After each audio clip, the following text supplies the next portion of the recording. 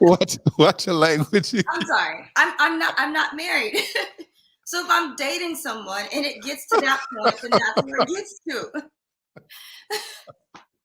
And if we don't work out, then I'm back in the pool again. Like, that's literally all it is. And when I get married, it's not going to be like, oh gosh, I don't know how to stay faithful to my husband because I've just been so undisciplined. It's very much so, okay, well, I'm married now.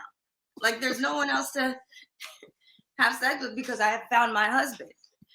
You know, so Okay, Eugena. it's as simple as that. I don't think it's not always, she's a hoe, she's a exotic dancer, she's drinking, and it's literally just for a lot of women, for women who are okay, women who just are dating and are enjoying our sexuality and enjoying our womanhood. It's just because it's enjoyable.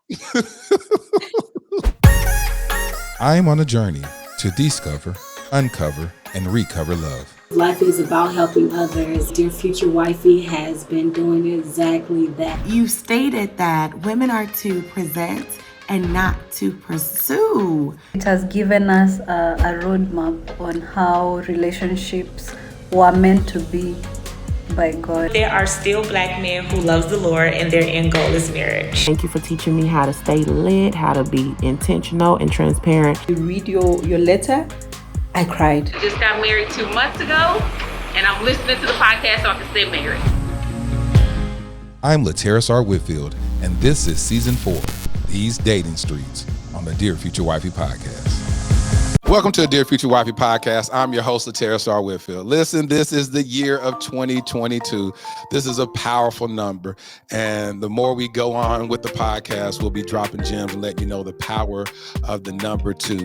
Hey, but before we get started, are you still shacking up with us? Come on, if you're still shacking up with us, why don't you just go ahead, do something new, make a New Year's resolution and subscribe. Make a commitment and subscribe. We're on the road to 100K subscribers, and we need everyone to do their part.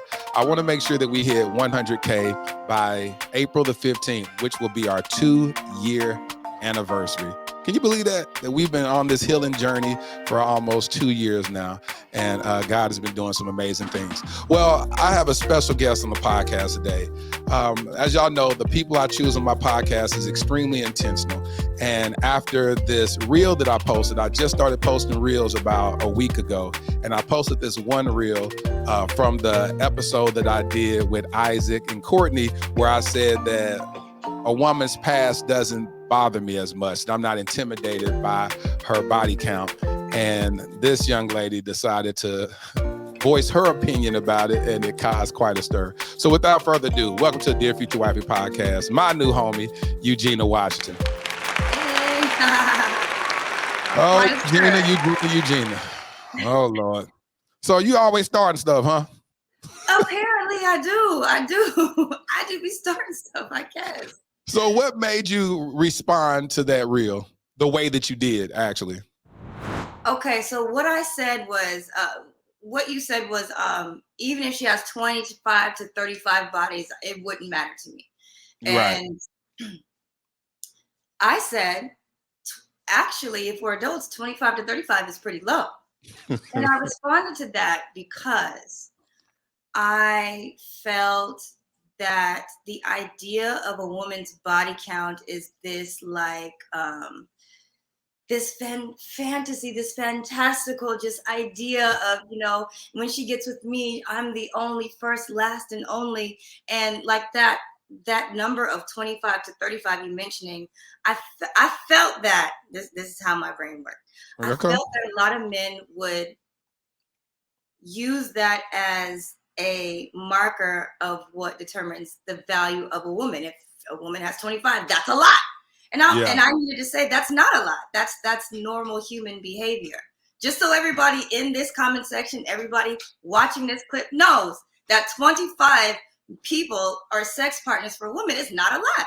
That's why. What do you feel that? So how do you feel about women that are virgins as a adult or whatnot, that may be your age and has never experienced sex at all? Do you look at her as being, she hasn't truly experienced life? I feel like if that is the road she wants to be on for her, then that's okay. I Good. remember growing up in the church, Baptist church. My family's from the South, and we were taught to save ourselves for marriage. Women, save yourselves for marriage. And Right. my best friend got a promise ring, and there was this whole ceremony of save yourself for marriage for your husband. And ever since I was little, like I drank that Kool-Aid. But I remember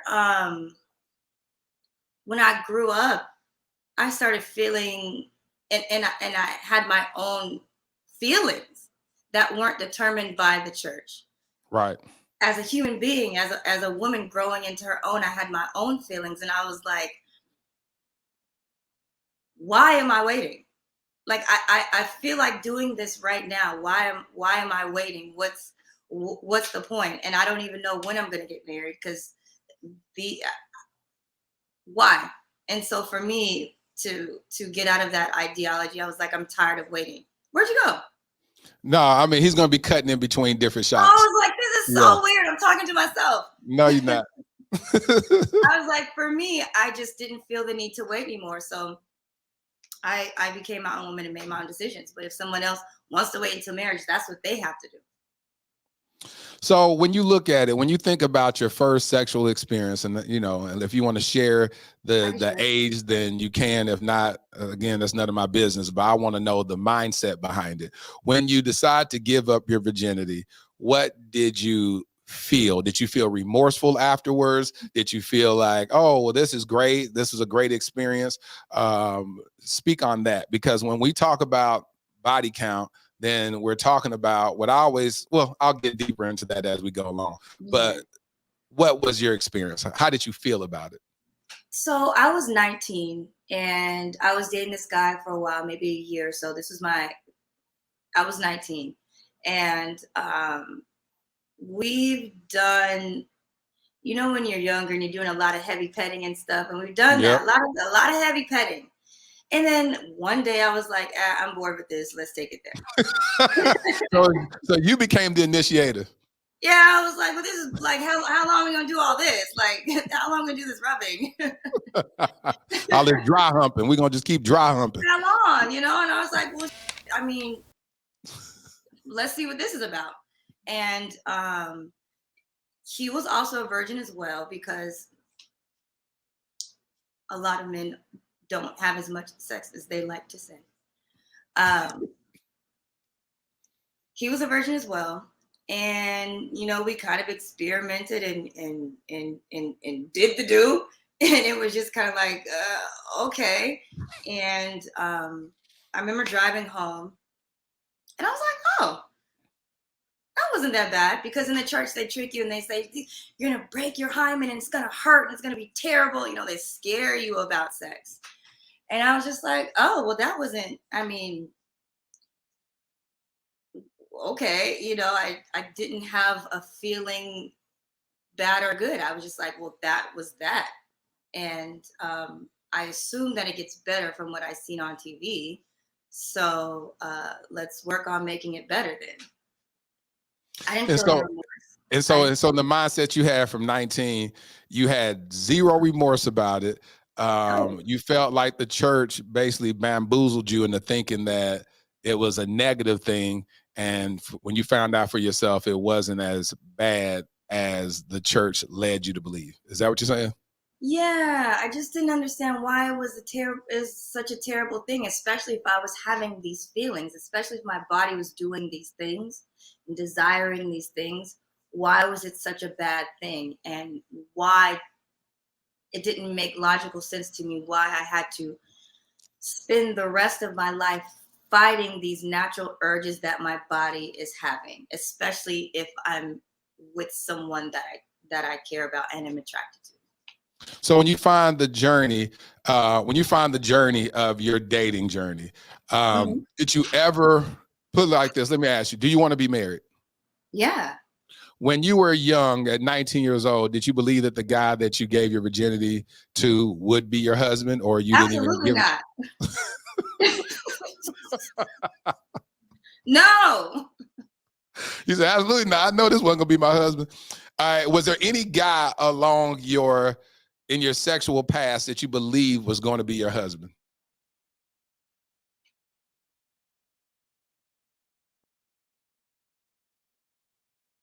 No, because I have to think about this, you I know. know it. This is good. Uh, Because the whole premise of waiting is waiting for a reason, and the waiting for the reason is when you get married. So if you never felt like anybody was going to ever be your the persons that you had sex with was never going to be your mate, then of course there was nothing at stake, because it wasn't something that was long term. It was something temporal. So I want to make sure that I understand your frame of thinking as to why. my frame of thinking is I live for myself. Like, I'm in my body. This is Right. my journey. I'm here for me. You know, Right. I don't think about what men feel about me on a daily. I don't. No, this not about men. I'm talking about you. Or marriage or church or anything. I'm talking about you. All I want to know about how you think. Did you feel like any guy that you were dating in that time that they were husband prospects? Did you ever say, "Oh my God, I love him. I'm in love with him. I want to marry him"? Okay, so there was one that I really, really cared about. And we actually did not have sex. Honestly, we didn't. Oh, really? Yeah, we didn't. We That's didn't. deep. Now that's a turn of events. We were not in the same state, and it just didn't happen like that. But I will say I was in a relationship after the first person that I had sex with, and that was a 6-year relationship. 6 years. Yeah, but that was that was the most toxic situation that I've ever been in my life. Mm-hmm. And that affected me in a way that I did not respect or trust.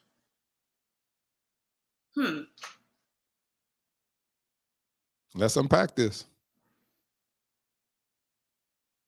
It's unpacked. I'm trying to figure out how I want to say it. It was in a way that I did not respect how could I say this? That's good. It reinforced the idea that I couldn't respect what the church and what we were taught about marriage. I couldn't respect it anymore. Why? What about that relationship gave you that ideology? Because I tried as hard as I could, and nothing I did made anything work. Were you dealing with someone that was a Christian man that had Christian morals and values, or you just, so this was a Christian man that you were dealing with? Morals and values from his mouth, as far as he can spew Bible verses. Right. But his heart was black. Exactly. The way he felt about women and himself was very black. And the way he handled our relationship was very dark. So the Christian morals and values only happened when he was spewing into me to try to get me to do things. Right. But he didn't have them for himself. Good. So for me, everything was like a lie. I was like, this whole thing is a lie. What I've been taught, what people are preaching, what everybody's saying is a lie. And I have to figure out what life means for me and for myself. And I have to do things that work for me. So Eugena, put me on a path to do things that work for me. So Eugena, that's interesting. What made you base what you were taught on this toxic individual? So you allowed this toxic individual to reshape your ideology of what is essentially right. Like if you met a guy that was true to what he said, that honored you, that respected you, that valued you, that prayed over you, that covered you, that protected you, and wasn't toxic, then that would validate everything that you were taught to be right. But then in reverse, you met a guy that manipulated you, that deceived you, that took advantage of you, that was toxic. And then that shaped your ideology to believe that what you were taught was wrong.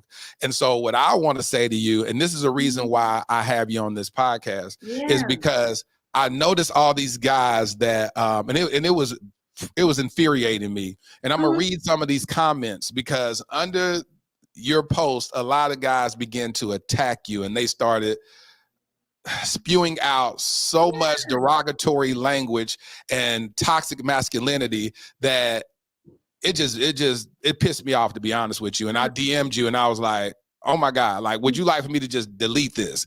And you was like, hey, I'm used to it. If you want to delete it, just go ahead and delete it or whatever. And I said, and I was about to delete it. And it's like I heard the voice of God said, why erase it? Why run away from it? Take a moment and challenge these men to actually step up and apologize to her. And so I wanted to be a man that came to your defense and say, hey, brothers, let me just give you some frame of reference. Let me give you some understanding. I did an episode last season called, I think the season before last was called 1 in 5. And in that episode, we talked about, I had a good buddy of mine, Elsa, and she was sex trafficked and all this type of stuff. She had a very tumultuous past. Terrible. But 1 in 5 women have been victims of sexual assault. And so anytime I encounter a woman, 3 in 5. Oh, it's 3 in 5. Well, 3 in 5. Well, see, when I did my research, it was 1 in 5. It was 3 in 5. That's a damn lie. It's a damn lie. It's 3 in 5. Well, that's even worse. So that's what made me. This is what made me. I'm gonna read some of those comments, because this is what made me highly upset. And it's funny because you started going back late in the midnight hour with one guy, particularly. Because it was fun. It's easy. It's easy to. Is that your phone doing that? What is that? I'm so sorry. You could hear that and all kinds of stuff. So you put a comment 6 days ago. 25, 35 is a low number if we're grown, honestly. Oh my God, it's 154 comments under that comment. 154. Let me try to, God, dog, I'm trying to get to the top of it. This is ridiculous. This one guy says, honestly, I'll never marry a woman with such a high body count. It's a huge turnoff knowing your girl has been sucking hella block. Put the little fruit emoji thing, and got ran through by a whole football team. No, thank you. I'll pass. And then I asked him, I said, what's your limit?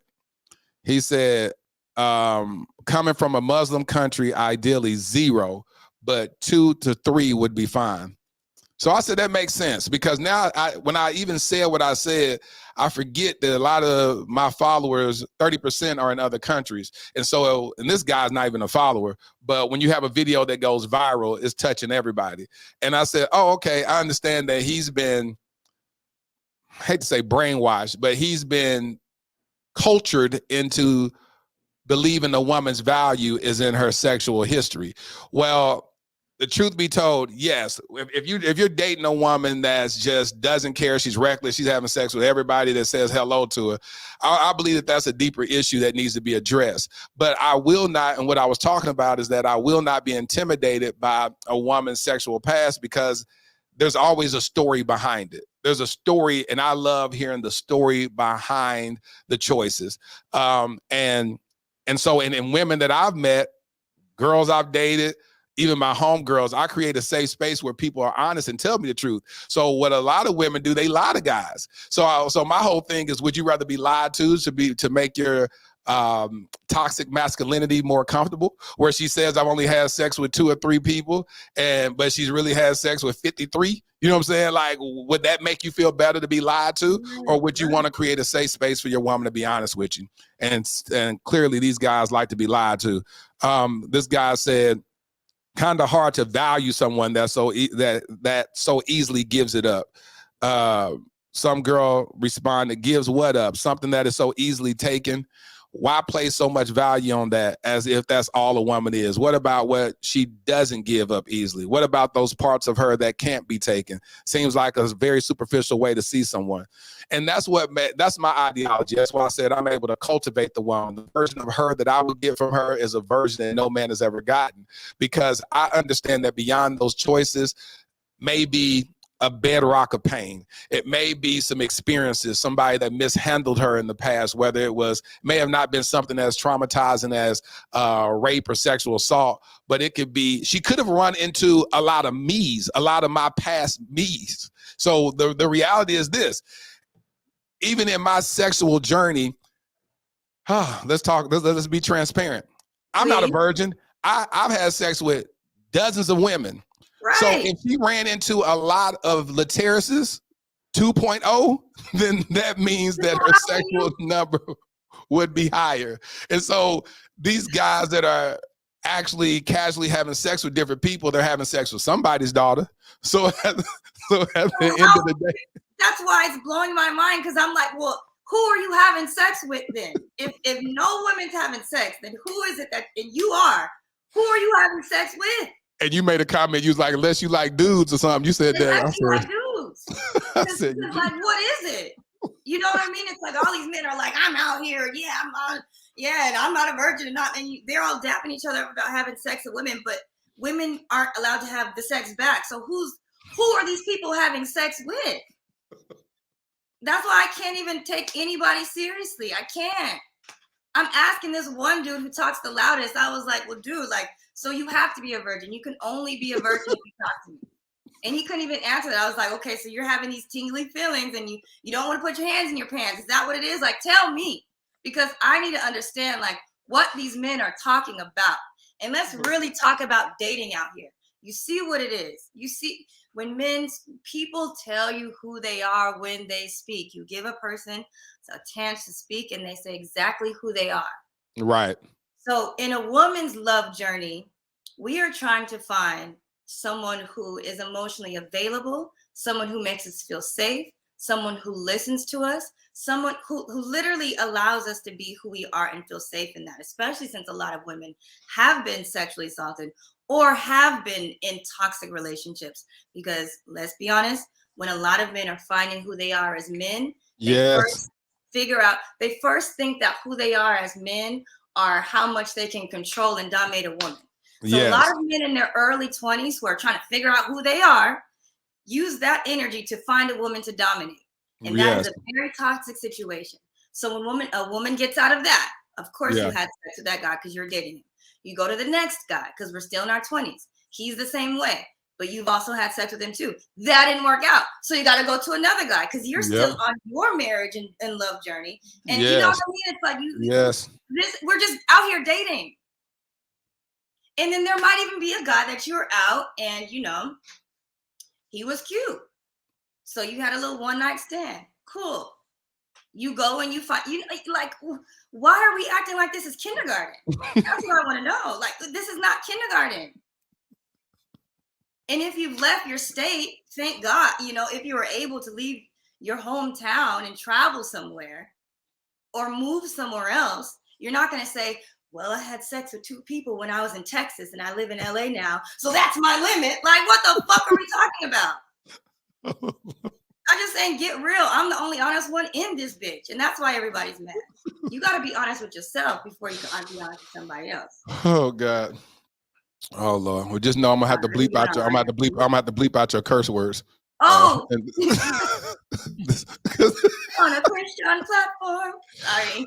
It's not a Christian platform, but it is a Christ-centered platform. And I love the Lord. Yeah. He knows me. Of course he knows you. He know me too. That's the reason why he allowed me to have this podcast, because he know I'm gonna keep it lit. And lit is coined on the podcast as living intentionally and transparently. So I love when I meet somebody like you that says, listen, here I am, naked and unashamed. This is who I am. I make no apologies. The only difference between you and other people is you're bold enough to speak your truth versus other people that hide from it. And so you're in a safe space. So this is what I said to the guys. I said, to my brothers who left disrespectful comments to Eugena Washington, please open your mind and allow me to speak to the king in you.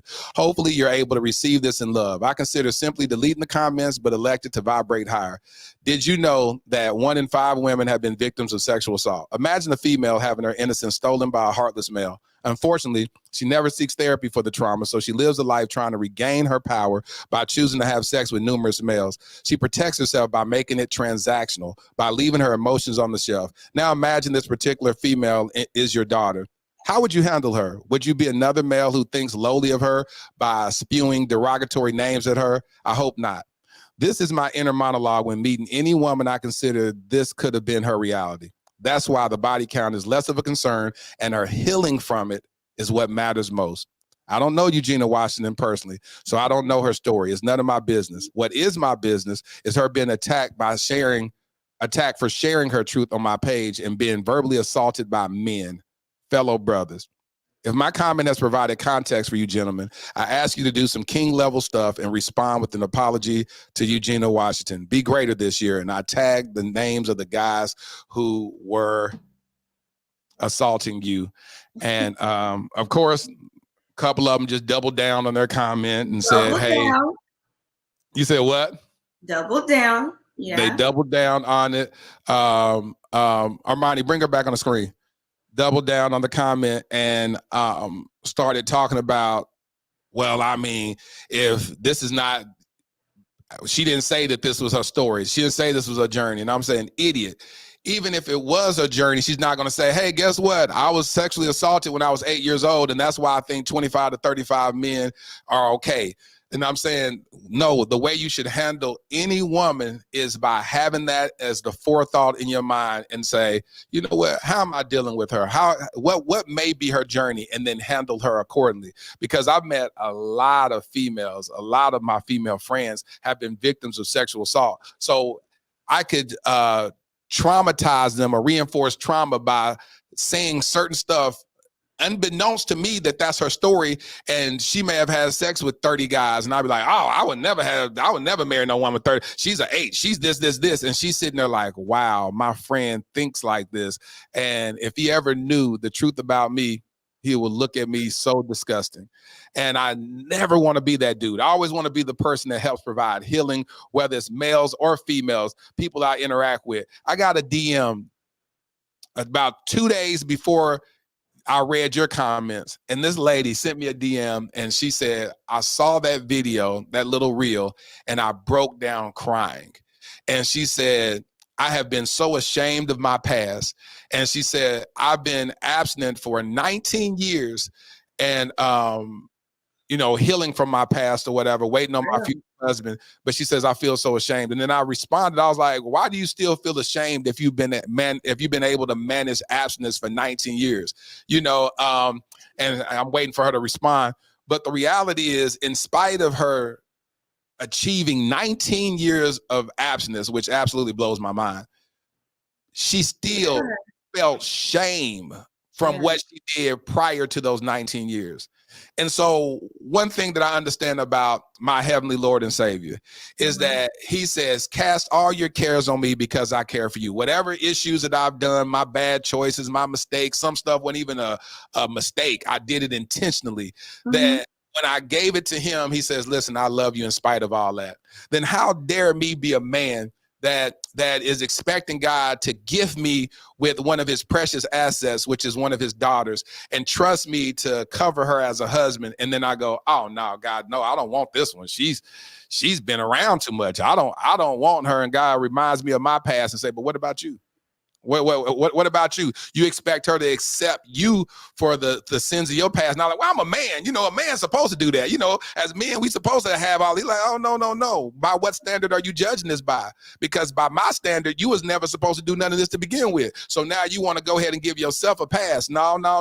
Keep that same energy. If you expect me to forgive you from your the sins of your past, then I need you to show that same level of grace for the person that I bring into your life. And that's what I'm talking about. I'm not saying that this video that went viral is saying, hey, every woman that you date and all this type of stuff, because most of these women, you're never going to know about their sexual history anyway until you get to this safe space with them. But the woman that God brings to you and says, this is your wife, then you have to, then I encourage, and I told guys, listen, I ain't telling you what to do. I'm saying this is me. I said, I'm not intimidated. Clearly you are, but I'm not intimidated. I'm saying that the woman that God brings into my life, I will not use her past and weaponize it against her. I will always say, baby, listen, it stops with me.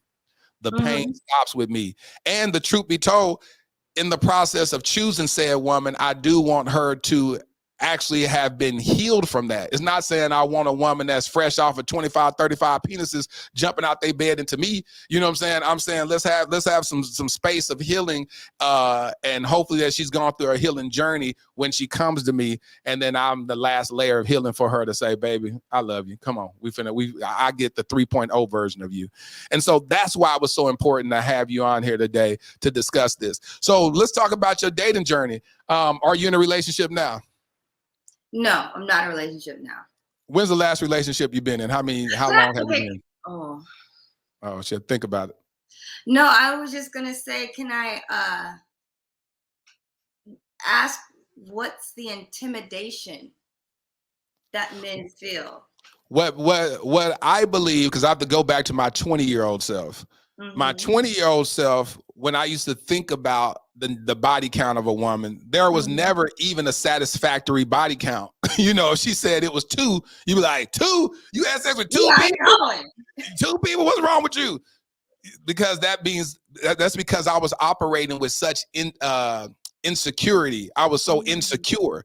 So as I evolved and got older, I said, what is the real issue? And as I begin to unpack what these men are saying, and I'm just judging by what they're saying and me giving reference to it, it's because a lot of them said, I don't want to go into a space where several guys in the room could say that they had my woman.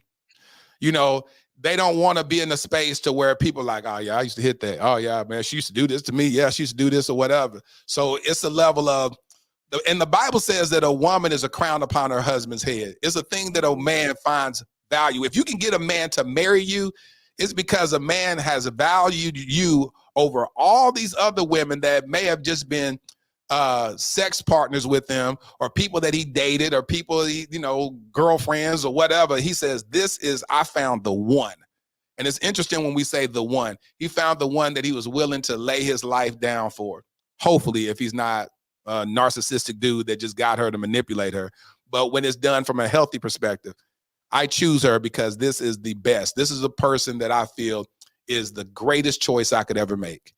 And so when you have a man that becomes that vulnerable, when a man becomes that vulnerable, now he becomes a little territorial, where he says, hold on, how many people have had my precious jewel? How many people have had my crown? How many people can say that they've had my woman in a way that I'm going to have her? And that's what makes them insecure. I see you shaking. That doesn't make sense to you? Because it's is this a made up scenario? Because I don't really know what I'm saying is the scenario of, we might be at Burger King and there could be a guy there that's 2 guys there that said they had sex with my wife. Like, yeah, in real life, meaning that especially if you're in the same city. Well, I mean, I don't know. So I'm saying that in situations, I've dated girls I don't think this has ever even happened before. I think this is all in a man's head to not even really understand his own insecurities. Because I mean, it's happened depending, especially where you are. Like, just think about it. If you were on a college campus and you dated a girl that a lot of dudes done had sex with, well, you're going to be passing said guys on the college campus and they snickering and doing whatever, and they done had sex with your girlfriend. You may be at a workplace and if you decide to date on your job, and said woman may have had sex with different coworkers. Now you sitting up there knowing that you have to work alongside these people. Really happen? Yes, it really happens. We live in this vast world. This doesn't even. Yes, really it does happen. Is there a girl at work that has had sex with 5 guys at the job? No, it could be 2. It could be 1. It's not so much about the numbers. It's the fact of so fragile that they cannot eat. So let's talk about that, because it's not about what I'm doing. It's that men are insecure within themselves and insecure with what they have and what and their stuff.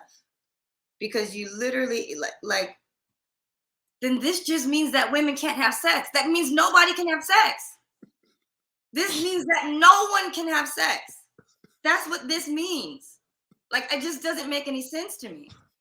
There's not a time when I've known a lot of people. I've been around the world.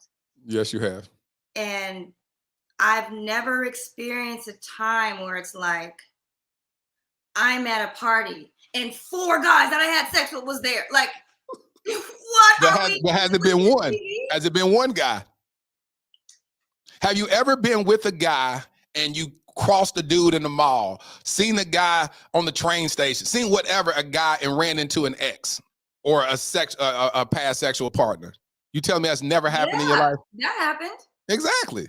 But so that's normal life. That's normal life. We understand that. What's not normal is this idea that women are just having sex with 25 guys a month, and all the 25 guys are at the football game, and you're with your, like.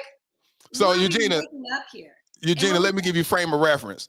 If we're just talking about numbers per se, if a person has sex with one person, the odds of running into that one person that your woman has had sex with may be slim to none. If she's had sex with 20 people, you're going to run into one of those 20 people somewhere in that year, typically. And then you have 50, and then 100 and 200. Well, the more odds that you have, and it's the same with me because of my sexual history. The sexual history, you're going to run into somebody that I've had sex with in DFW Metroplex. This is where I was born and raised, and you're going to run into these people. So the woman that I marry will have to be secure in knowing that shouldn't be a fact. It should be like, oh, wow, shoot, who haven't you had sex with in Dallas? It can't be that situation to be like, dang, well, you should see how many I've walked away from. But the reality is that if they judge you by your choices that you make and not honor the choices that you didn't make, that's the difference. And so when you talk about men, it's not that all 50 people are going to be in one environment. You sitting in church and the first 5 rows of the church are all the guys that you done had sex with. We're talking about the likelihood of other people being able to brag that they had your woman. That's what makes men. Do they have their woman, or do they go on with their life though? Like, that's what I'm saying. I'm saying this is very much made up shit. Sorry. It's not. So men amongst each other brag. So then that's a man situation. What's a man situation that's brought on by the decision that your woman may have made? Think about it. Just think realistically. If no one has ever driven your car, they can never say what it feels like to drive in a Maybach. But if they have driven everybody gets to drive your car and they be like, oh man, I done been through that. It's just, even as casual as that is, it hurts the male because he says, you know what I'm saying? It's like, but the reality is, but that's why I say it's bigger than that. When I put, it seems to be the only thing. What I put on it is, because I come from a Christian reference. So the frame of mind that I have is a Christian perspective. So that's where grace comes in. But if I wasn't a Christian man and I didn't have this ideology of grace, then I probably would have the same ideology that they had. Like, oh no, I'm finding somebody only been with 2 people. You know what I'm saying? How did you find that? That's what I'm saying. Like, everyone needs to get real. Like, well, I mean, you can. Ideologies, I get it. But let's be real about it. But Eugena, there's a wide range of women. Some are virgins. I met women that are virgins at 40-something years old. I met women that only had sex with 2 people. I met women that had sex with, they can't even count. So you have a choice. And when you think about, there's 7 women to every 1 man, you can make a choice. You can say, all right. And that's what the guys are saying. So the truth of what they're saying under the comment is, I have the power to choose. So I am not going to choose someone that's had sex with that many people. And that's their choice. Me, that's not a big issue for me, because I go, I look at the purpose of that person. I look far beyond some past decisions. Because think about it. What if she made those choices 15 years ago?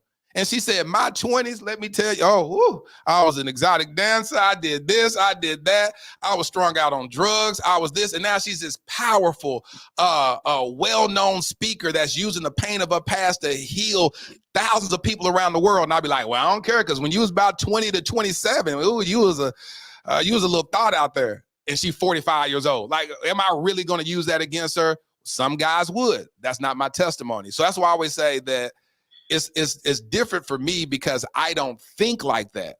But I understand why guys think the way they do, because God created us to be very territorial. It's the instinct of a man. And so that's what it is. And so if he feels like you've been conquered by multiple men, then he like, oh, what is the prize? Heck, I had a woman tell me, it was an episode that I did on my vow to abstinence. I did a vow to abstinence on December the 30th of 2020. And on that episode, God reminded me of a girl who was a virgin. And this was my first Christian relationship. And she wanted to have sex with me. And I said, no, I want to have sex with you or whatnot. I want to respect your virginity. And she told me, she said, listen, I want to have sex with you. And I said, well, let's just wait if we get married and all that. She said, listen, let me just tell you something. Me waiting to have sex with you, you're getting someone that no one has had.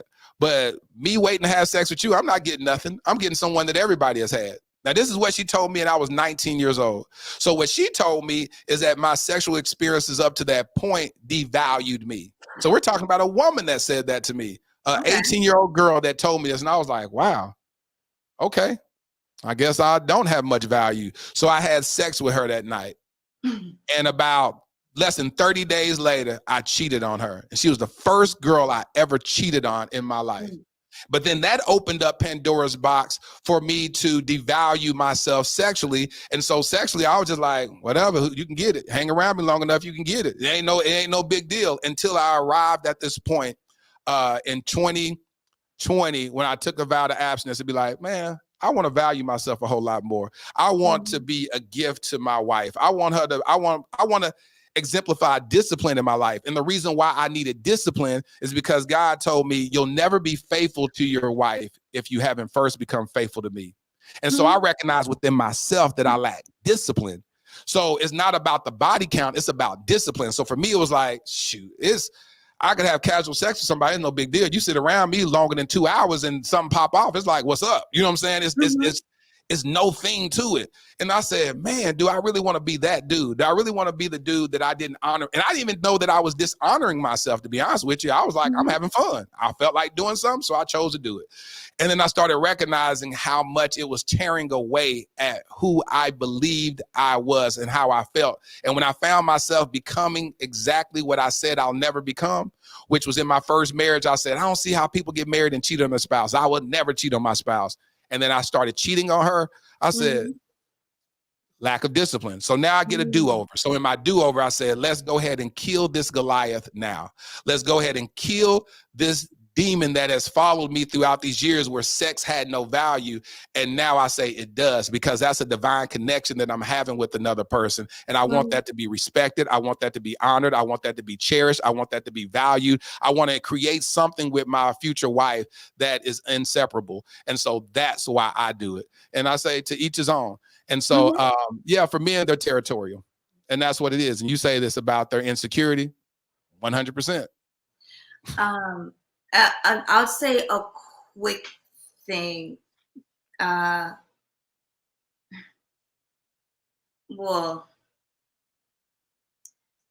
no, I don't have to nitpick.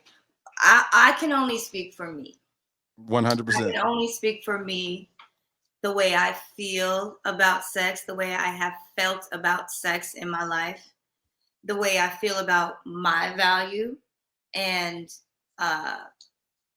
I can say that for me, it wasn't about not having discipline. It's not about not having discipline.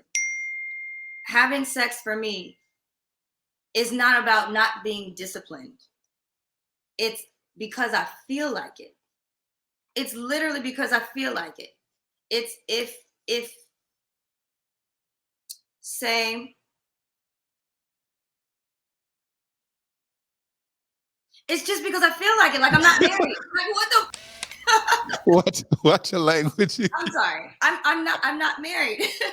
So if I'm dating someone and it gets to that point, then that's where it gets to.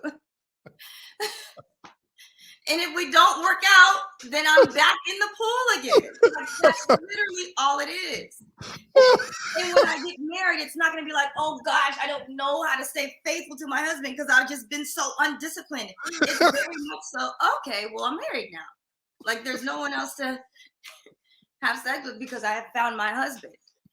You know, so okay, Eugena. As simple as that. I don't think it's not always, you know, she's a hoe, she's a exotic dancer, you know, she's drinking, and it's literally just for a lot of women, for women who are okay, women who just are dating and are enjoying our sexuality and enjoying our womanhood. It's just because it's enjoyable. You know, it doesn't have to be all of that. You know, I don't like the idea of just being in humanity, and all of this has these negative connotations. I would hate to be 90 years old and feel like I only had sex with 5 people in the entire world and then I die. That's just the way I think about it. Well, hopefully, if you were 90 years old, you wouldn't be thinking about just the fact that you only had sex with 5 people. Right. But I could say, like, oh gosh, when I was in my 20s, I went to Paris and we had this crazy time and that was fun. And then, you know, that one time when I went and I was in New Orleans that one time and I had, you know what I mean? Like, this is our moment to live the life that we want to live. And I feel like there's so many rules and all of these restrictions that we can and cannot have, when honestly we're put on here to experience, live, and then we die.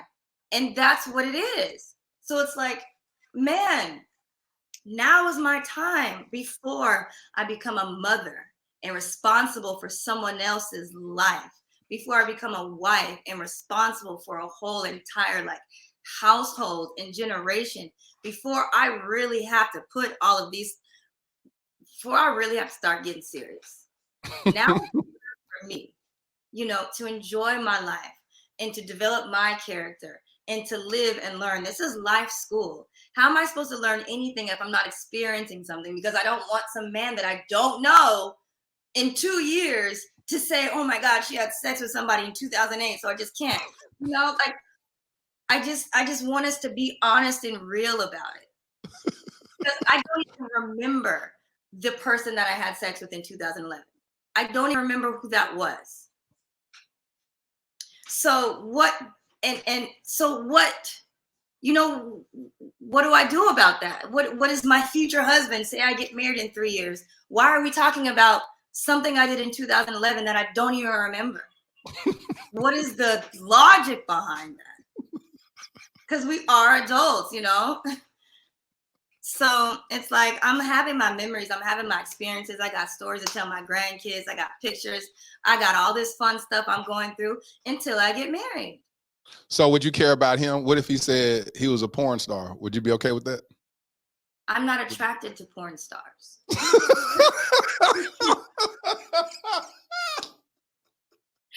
You know, so I would never even be in the same room with one to call him. Well, hold on, because you may not know what he was before. He may have been an ex porn star. He changed. He's reformed, and you meet him. You start liking him. Because you know, huh? We would never meet. Yes, you would. You can't say that. You can't say how you gonna meet somebody. I can't say that because you meet your people in your spaces that you're around. I'm not around ex porn stars. You don't know what people's stories are. Turn into like a CEO of something, then I'm like, oh, okay, hey. But no, I'm an ex-porn star, but now, you know, I own a t-shirt company and I'm just trying to like make it. Like, what do we have in common? How would I even meet you? Eugena, you don't know how some of these guys that you met have a story. They have a history. They have a past. And so in their past, they could have done some stuff. Done what they always say, done something strange to get a piece of change, and they say, "Listen, I just want to tell you something because, you know, this is what I used to do in my 20s." Then would you count him out? I just want to see how, you know, if you can keep the same energy. If he was the extreme version. Entertainment industry, huh? I'm in the entertainment industry. Mm-hmm. And I know a lot. And I've seen a lot. I know you have, especially in the modeling industry. I've seen a lot. I know a lot about a lot of people, you know? And so maybe this conversation isn't as shocking to my system as it could be for somebody else. Yeah. That's why I'm just asking you. You know, there's a lot to dismiss because a lot of things have been going on.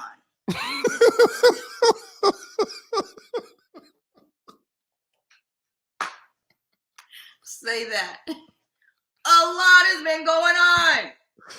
Oh, God. Oh, and I God. will say this for the record, because there's this myth that this high value man would never. And I would say that the high value man and on 6 figures, you know the dialogue that's going on. Yeah, that's going on. I saw a lot of them spewing that in the comments about you. So go ahead. Figure high value man. Yeah. This magical man that no one's ever met. Except me. So it's a myth that says a high value man that won't do what? What would they not do? A high value man that's so afraid of sex and he wants this pure woman. These high value men are literally on trial for running sex rings. So that can't even be true. Talk about it. I never thought about that perspective. I never thought about that. I know all of these people. Yep. That's what I'm saying. Yep. This magical man that everyone's talking about. Let's be honest. All of the high value men that we're all talking about are on trial for Me Too. Yep. So who are we afraid of sex? No, we're not. It's all up and through this bitch. So it just takes a person to be honest about the world we're living in right now. Honest about it. And I'm honest about it, so it doesn't bother me. If I marry, say, a football player, that is he not a porn star? That's a lot I would have to excuse, but I can't be mad about it. You know? You said is he not a porn star? You know they out there, yeah. Is it not? Yeah. You know, so I can't be mad about it. I know a lot of people. Sex is the cornerstone of their life. Yeah. Okay. And that's real. They're not working. Yep. So I'm in the entertainment industry. I used to do national plays across the country and all that. So I know exactly what you're talking about. And the reality of it, if people really knew the reality behind some of their favorite stars or whatever, they'd be like, oh my God, I cannot believe that. You know, and that's why I say it's all everybody's individual personal journey, what works for them and whatever revelation they get. And that's the revelation I got. And so that's the reason why I don't look at you and look down on you. Like, I can't believe, I just be like, oh, that's interesting. Let's have a conversation with it. I was like, let's have a conversation with it, because at the end of the day, but one thing that I do want to stand in proxy for is the guy who did you wrong, the guy early on in your dating journey that misrepresented Christ. And because I take that stuff, I don't take that stuff lightly, because as a Christian brother, I want to make sure that we are loving properly, that we're not manipulating women with the word of God and all that crazy stuff that you may have went through. So I apologize on behalf of the dude that mishandled you. And that was a poor representation of Christ's love. And hopefully you're able to experience authenticity, pure love, a love that Christ gives that's unconditional and that will cover you. And so please accept my apology. Thank you so much. Thank you so much. And before I start talking, I'll let you finish, because I'm finished. I'll finish. Oh yeah. So just about that in my love journey, you know, it was more so disappointing, because we are taught that men are good. We are taught that, you know, we have to save ourselves for this man that is, you know, Christian and he has these values, and And even that is not honest, because even with men, you guys have your own journey of we're living in heaven and hell on earth. We're not in heaven right now. This is earth. So there's hell on earth and there's heaven here. So everyone has their journey to fight, and everyone has their life path. So I think that it's even a disservice to have this myth that, men have all of this power that we should be kind of saving ourselves for, because I don't even know if I'm saying that right, because my dad wasn't a great person. Pastor wasn't a great person. The men in the church weren't great people. I did not have the example of this ideology that they were teaching. They were teaching this ideology of men, but I never saw it. It wasn't just this one guy. It was everyone. I just never saw. I never saw it. Right. And the final straw for me was this guy when it was actually happening to me.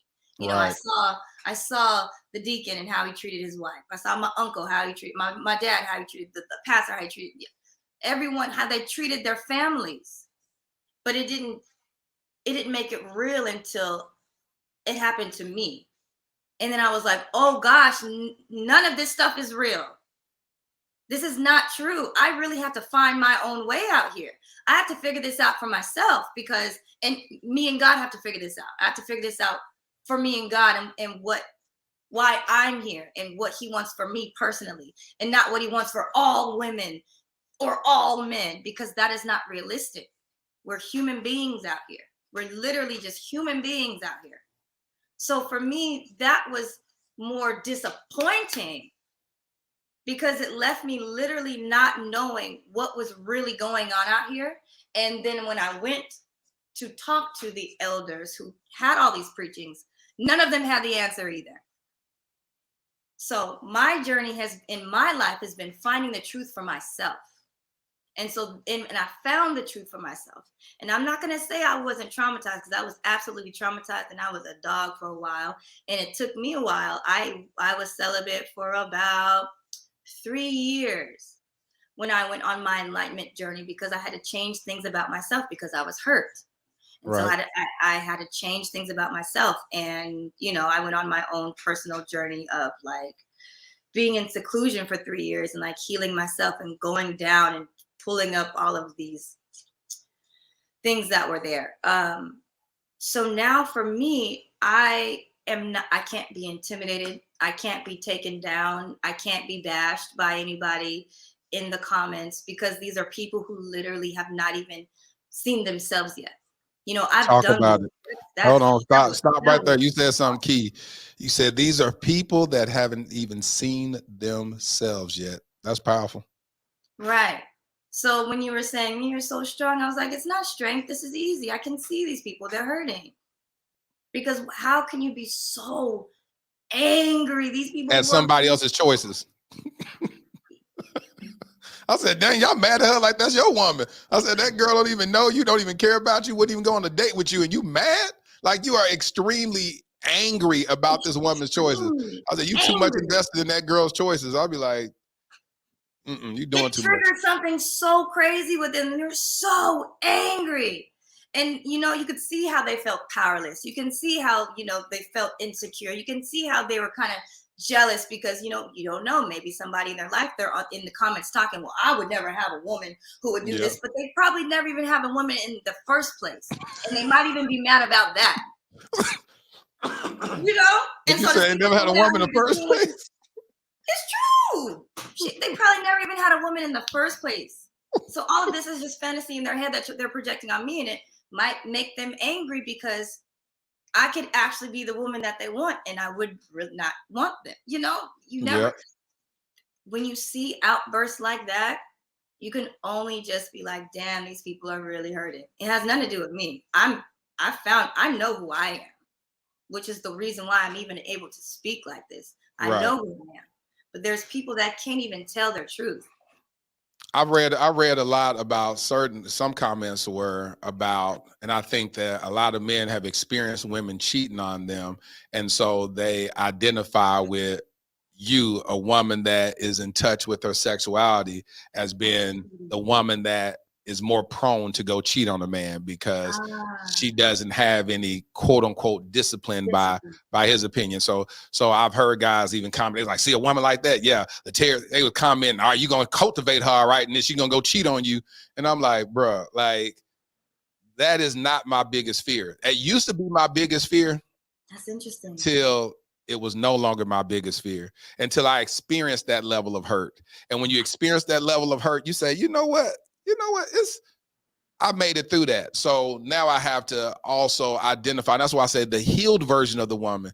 Yeah, if you take a woman that hasn't been healed from that and she has a propensity to always search outwardly for what you're trying to give her inwardly, then you're fighting a losing battle anyway. And when I'm talking about cultivating, it's not saying I'm going to change a woman. It's never about I'm gonna take a woman and she like, listen, I believe in having sex with multiple people and that's just what it is. And I go, well, you can only have sex with me. And she like, all right, see how that works out. No, it's not that. It's somebody that we are in alignment with purpose, and her past is her past. And I say, girl, I done been through some stuff too. Because if you judge me by my past, you probably wouldn't even want no parts of me either. So listen, because if a woman said, I do not want a man that's ever cheated on a woman before, well, count me out. You know what I'm saying? Unless I lie to you and be like, I have never cheated on a woman ever in my life. And then I done lied to her because I want that particular woman. And I don't want anybody that won't accept me for my truth. Right. Because if I get you because I have to lie to you, then you didn't want me to begin with. This is a quote that God gave me on the way coming up to my studio today that I do want to share because I said, just because I operate in the presence of grace doesn't mean it's in the absence of wisdom. Right. Just because I operate in the presence of grace doesn't mean it's in the absence of wisdom. And that's what God's began to speak to me. I said, God, give me reference to how to communicate my thought process. I know how to share grace with people, but then I'm not stupid either. I'm not going to keep playing the fool. It's like, all right, girl, I loved you on a high level. You can't receive it. God bless you. You ain't the one for me. And I move on accordingly. Mm-hmm. And you know what? Again, life is school. Look how much you learned from your mistakes. 1,000%. You could never be who you are right now if you weren't cheating, if you weren't out, you know? So it's like, again, I can't speak to these people because they haven't even they haven't even seen themselves yet. Like there's so much to learn through your mistakes. There's so much to learn. Like, man, I was with this girl and I was reckless and I cheated on her and I lost her. And now I know, better. What this taught me about myself was because we're all on this journey to enlightenment. We're on this journey to healing. Everybody has some attached trauma. And we're not going to get through that trauma unless we make the mistakes. We drag our face on the ground. We mess up a bunch of times. And then we get to a point where we realize like the place that we want to go and the way that we're acting is not aligned. So something has to change, you know? And for me personally, I wouldn't be upset about a man's body count because one,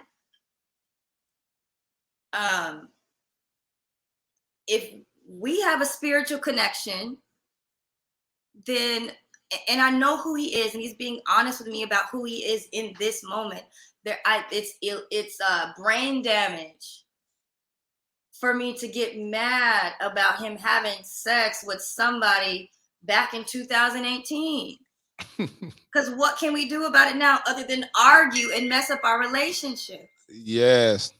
You know, 100%. And it's like, and I wanted to ask a question. What is that big thing? What's the big fear with women cheating on them? Because with this relationship, this relationship that I was in that was so toxic, his main thing was I was cheating on him. And I wasn't, but it was like, you're cheating. And he so many of our arguments were based on this idea of me cheating on him. And he just couldn't get over the fact, like, if I looked at a guy, it was cheating. I'm cheating. You know, even before we even met and I was in college. And I said, I had a crush on this guy. And so he talked about this guy that I had a crush on our entire 6 years. Yep. We even had like a big physical blowout on this idea that I'm cheating on him. And I just didn't understand what this young man's obsession was with me cheating on him. And then I later realized that he was actually trying to combat that feeling with like cheating on me or trying to cheat on me. And it just created this just toxicity between us because it was like the fear of this girl cheating on me. Most And of the it was time it's so projection. funny to me. So a lot of time it's projection. A lot of times people will Right. project what they are doing or want to do, and they want to blame you for the faults that they're actually having. So they project it on you, like you over here cheating on me. Like, I ain't even thought about cheating on you. Where is this coming from? What are you talking about? Yeah, we're here. You're around me all the time, but it's crazy. But that's why I say it's a lot of trauma that people deal with. Yeah, for a lot of men, the worst thing you could ever do to them, heck, me included, if I was married to a woman, she cheated on me, that would devastate me. That would devastate me. But so the fear is that a lot of men will feel like, first of all, it's just the lack of trust. So he just didn't trust you. And there's no way you can make anybody feel secure enough to trust you. It's just nothing. There's nothing. You can give them access to your phone. You can put them on three-way every call you have. You can give them access to your social media, and they'll still say, "What, you got a burner phone? I bet you got another phone that you ain't. Well, what about when you at work? What about on your shoots, Eugena? Have you had sex with the photographer? Have you did it?" You be like, "Oh my God, like, geez, like there is nothing you can do but go ahead and find you another dude." Because other than that, you would drive yourself crazy. You would drive yourself. That person will have to sit around you 24 hours a day. Even when you go to the restroom, did you call somebody using the restroom, using the bathroom a long time? Who's you on the phone with? Sure did take a long shower. You know what I'm saying? But the thing is, we live together. So it's for me, my question is, for these men who are so afraid of women cheating on them, look at how you're handling the relationship. What are you doing? Because for a woman to just be like, "Oh, I'm just cheating," what are you doing? First of all, I was never cheating. We lived together. But I mean, for him, don't say live together as if that excluded the possibility of cheating, because we all know that it didn't, because he was. See, but you keep prefacing it by saying, first of all, we live together. Living together, people cheat on each other all the time. I know. I say that because in my brain, I really like to think things out. I like things to make sense for me. I like things to make sense. And when I was in that relationship, when I was in my early 20s, I kept saying, but we live together because we see each other every day. We talk every day. I'm here all of the time. And when I'm not here, I'm at work and we're talking while I'm at work.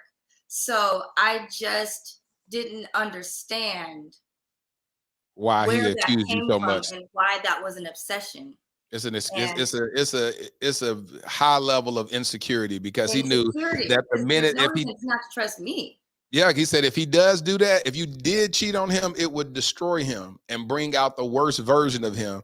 And oftentimes guys feel like that when they've either fallen in love with somebody where their insecurity is heightened, because they go, man, this girl.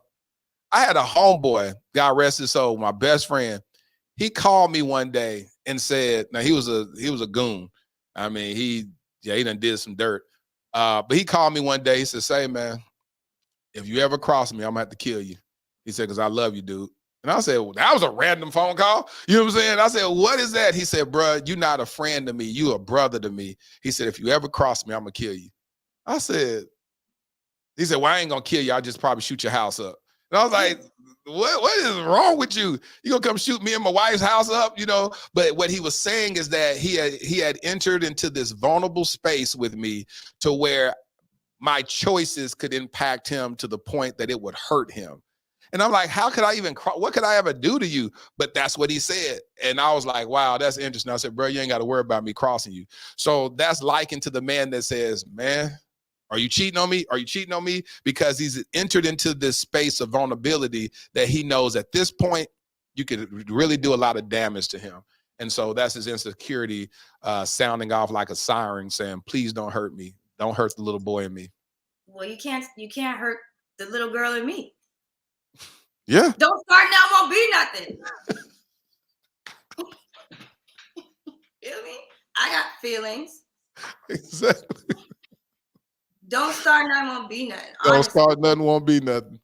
So, Eugenia, what have you learned on your dating journey as we wrap this up? What are some things that you've learned in these dating streets? I learned, oh gosh, I learned so many things on my dating journey. What have you learned about? Let's frame it around this. What have you learned about yourself? Right, exactly. I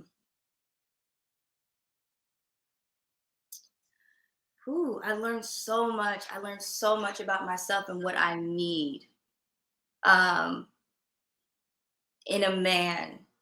I learned about who I am. I'm very emotional. And for a long time after that relationship, I shut that down because I felt that I was being attacked for my womanhood, my emotions. So I couldn't operate in the world as an emotional woman anymore because that wasn't safe. I wasn't safe. So for a long time, I shut my emotions down. And it took me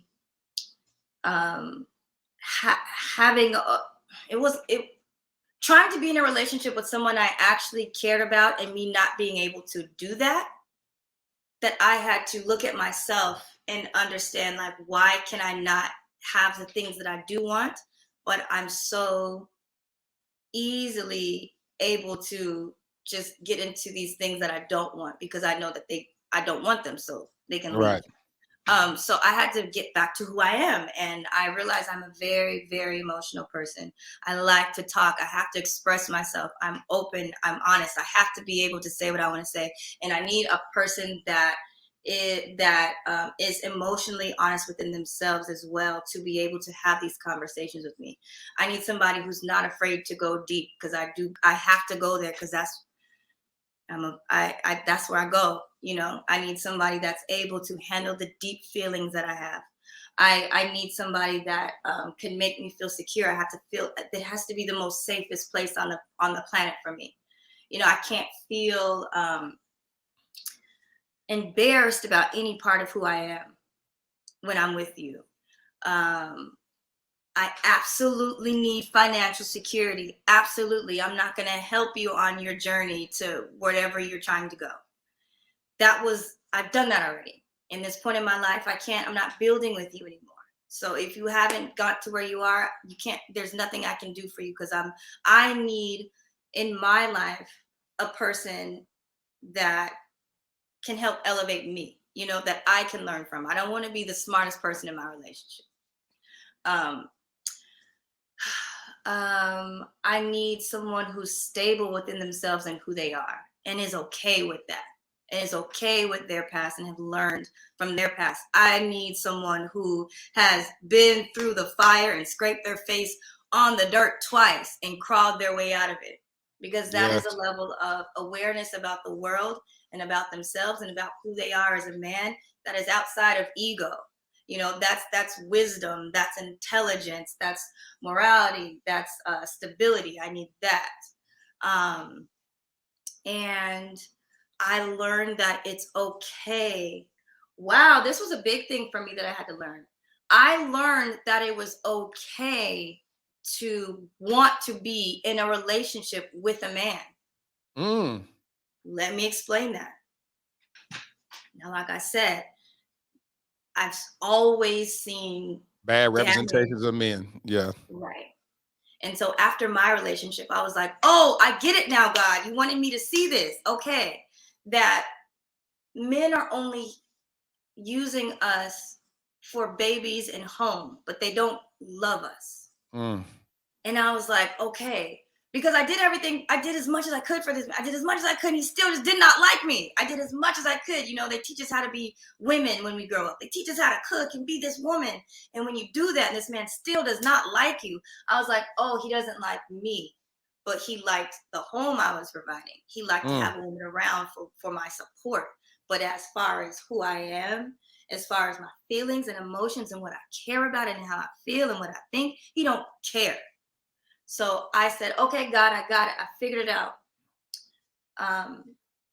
So I can't put myself in a position to where I can actually like men because they don't like me back. So when I'm ready to have a child or something, I can have them around, but like right now I can't. And so there were a lot of, and I'll be honest, there were a lot of men that came into my life after that actually cared. But I couldn't differentiate the actual care from this man who would say, "Oh, I'm sorry," and then go back and do something crazy, and then "I love you, it's because I love you," and cry and throw up, and then I was like, I've heard that before. I've heard I love you before. I've heard I'll do anything for you before. I've heard I really, really want you. I've heard that before, and it turned out to be disastrous. It was extremely abusive. So I was like, I couldn't differentiate between. I didn't know what these men were about anymore. I didn't know what it meant anymore. I didn't know what was real and what was fake. And so for me, I was like, I have to decide what men mean for me in my life. Yeah. And it was like, okay, if you're cute and we're having a cool conversation, if I feel like it, we'll have sex. But if not, we can't get close because I don't trust you and what you're going to do. Because I've never seen a man who was trustworthy, who actually had the virtues that he was talking about, because it's about actions. You can say all this stuff, but who's actually doing what they say? I've never seen a man actually do what they say. And so I can't be in a position where I'm victimized again, because as women, I'm not stronger than you. So if you're victimizing me, then I'm like, oh gosh, then that's something I have to heal from. And that was a hard thing to heal from, especially doing it by myself. So I was like, I can't put myself in that position anymore. I don't have anybody to support me or protect me if I'm in that position anymore. So I cannot be that person. I cannot like men. I can't fall for what they're talking about. I can't listen to what they say when they say they like me and they want to be around me.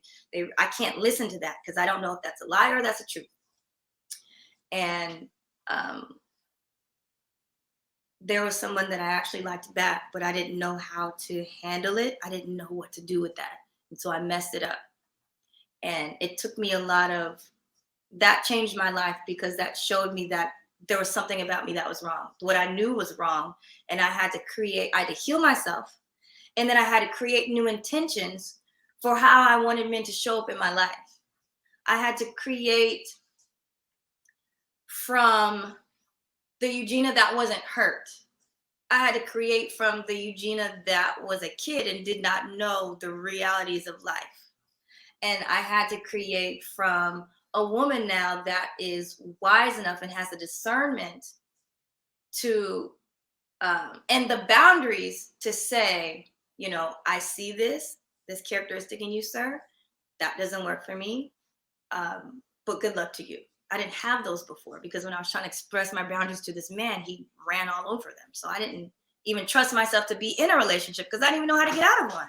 Yeah. It took 6 years to get out of this one, So I had to create a new intention for how I wanted men to show up in my life. And when I did that, then I started to see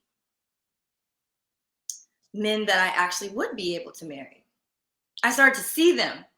Before I couldn't see it. I started to see the men that I actually would be able to marry.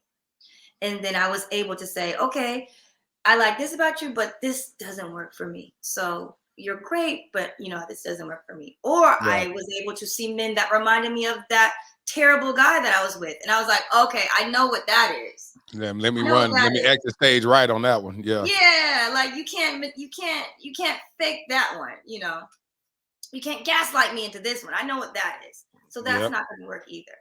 So my awareness has made it harder to date. I will say that.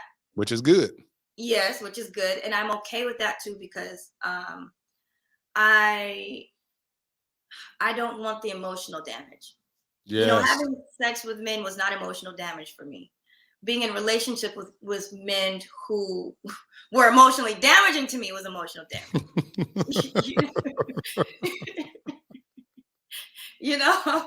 I wasn't damaged by sleeping with somebody. I was damaged by being abused. So I get it. It's harder to date, but yeah, I get it. You're in a good place. I mean? Yeah, you're in a good place of self-awareness. And yeah, go ahead. I'm in a good place of just I'm stable within myself. I'm stable within myself and who I am, how I present myself to the world, what I bring to the world, and what I want to get out of the world, and what type of man.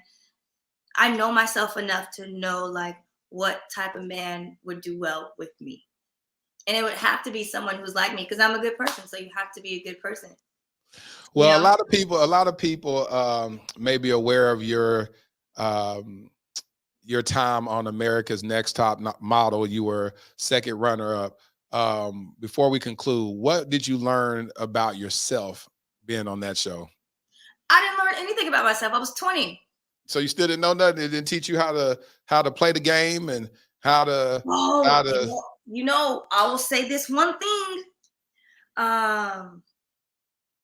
We were on a TV show. We were on a TV show. So that means production and conversations and expressing yourself. And so that helped me in my modeling and acting career to be able to be comfortable on camera and express myself and know what to give people, you know, give the producers what they want so we can make a good TV. So I had a really, really great commercial career, really, really great TV career.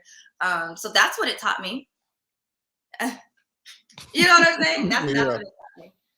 I always think that when you're on reality shows like that, that's a competition show, subconsciously it teaches you how to be manipulative to stay on the show longer, or how to orchestrate things in your favor so that you can make it to the end. And unfortunately, if that becomes the norm in your life, then that transcends into your professional life and relationships, where you if that isn't killed early and leave it on the show, then you learn how to manipulate people in order to get what you desire from them. So I think if you're a manipulator, it helped you. Yeah. Because if you are a manipulator, it helped you. Because you saw the producers manipulating things. They're like, that's how you do it. For me, I'm not a manipulator. You know, I wasn't born with that spirit. So it didn't bring that out of me. What I learned was how to illuminate myself to where people saw me and liked me. Good. Illuminate yourself. Well, listen, Eugena, I had the best of time talking to you today. Thank you for being transparent. Thank you for keeping it lit, living intentionally and transparently. This is 2022. I wish you the best. I want you to continue to vibrate higher. And I pray that God connects you with your purpose partner. You've expressed that you want to be married. And when you think about being married, are you open to it anytime? Or are you saying, oh, in 3 years, I want to be married, or 2 years? Are you willing to experience the person that God may have in store for you this year? I'm ready now, and I can say that because of the person I am. I can say that because of the person I am now. I can handle a deep relationship. Good. And I can handle the communication that would need to come with it. You know, I can handle it now. Yeah. I can say I'm ready. Well, good, Eugena. Thank you for being on the Dear Future Wifey podcast. Hey, y'all give it up to my new homie, Eugena Washington, y'all. Yeah. Can I say my 3 commandments for this year? And I kind of broke one in your comment section, but that's the last of this year. My 3 commandments for this year and for the success of my year is do not argue. Do not argue, because I don't have space for any more negative energy. And it's about communication. If we're communicating to understand, then great. But if we're arguing, then no can do. So do not argue. Do not lie, even to yourself, because a lot of us lie to ourselves, and I've done that before too. So do not lie. And don't hesitate to ask for what you need. Sometimes we feel like we could do it ourselves. And it's like, no, we have so much help. Just ask for what you need. So I wanted to share that with your viewers and your listeners, because I feel like if you do those 3 things this year, you'll have what you've been desiring this entire time. See, that's what I'm talking about, Eugena. You all right with me. Well, thank you so much for sharing that. And that's powerful. I love those 3 commandments. All right, you take care. You too. Bye-bye. listen, I am so excited. I just got off the phone with the owner of the land I want to purchase for Kingdom Royale, and I need 5,000 kings and queens to donate only $20 right now. We're that much closer to changing the trajectory of the lives of our black boys in the foster care system, and I need your help. Listen, donate $20 right now. That's the down payment for the land I want to purchase. Donate $20 and crown a king today. Go to kingdomroyale.com. Gosh, we can do this. Oh, I'm so crunk. God, we about to do this. Lord Jesus, we about to do this. Hallelujah. Lord, we about to do this. I see it. I see it. Man, I really enjoy talking to different people with different thought processes, different upbringings, different ideals, or people from different cultures. I just enjoy meeting people and talking to people, and I glean just a little bit more understanding and a little bit more wisdom after talking to different people, and it helps me become what the Lord requires is being all things to all people. And that's what makes us highly effective in ministry. So definitely, Eugena, I really appreciated talking to you today. And hopefully you guys are able to have a little bit more understanding of other people's beliefs. Doesn't mean you have to share in those same beliefs, but just being able to be willing to hear it and not judge them and not condemn them and not stone them just because of their beliefs, because we're all on a journey. And what I believed in 2020, you know, some of the things that I believed in and some of the things I was doing is not what I'm doing in 2022, because God is a gentleman. And so he graciously comes along on our journey and guides us. And so glory to God. So here's my favorite part of the podcast where I speak to my future wifey. Dear future wifey, Happy New Year. Let me take this moment to assure you your value is not predicated on what's between your legs. I'm fascinated by your intellect and compassion for mankind, which far outweighs the passion for my manhood. Our sexual chemistry will be a no-brainer, but our alignment will be heavenly. No one but God could orchestrate the chain of events that will merge our lives harmoniously. You made this journey to you exciting. My mind is enamored by how much the Lord cherishes you, that he has me going through meticulous preparation before gifting me with your love. Don't lose hope. I'm here. Healing, learning, growing for you, your future hubby. Thank you for listening to the Dear Future Wifey podcast. Remember, be lit, live intentionally and transparently, and don't stop loving. Make sure to subscribe to our Dear Future Wifey YouTube channel. We're available on Apple Podcasts, Google Podcasts, Spotify, and Stitcher. We welcome your support. Simply share our podcast with your friends and family.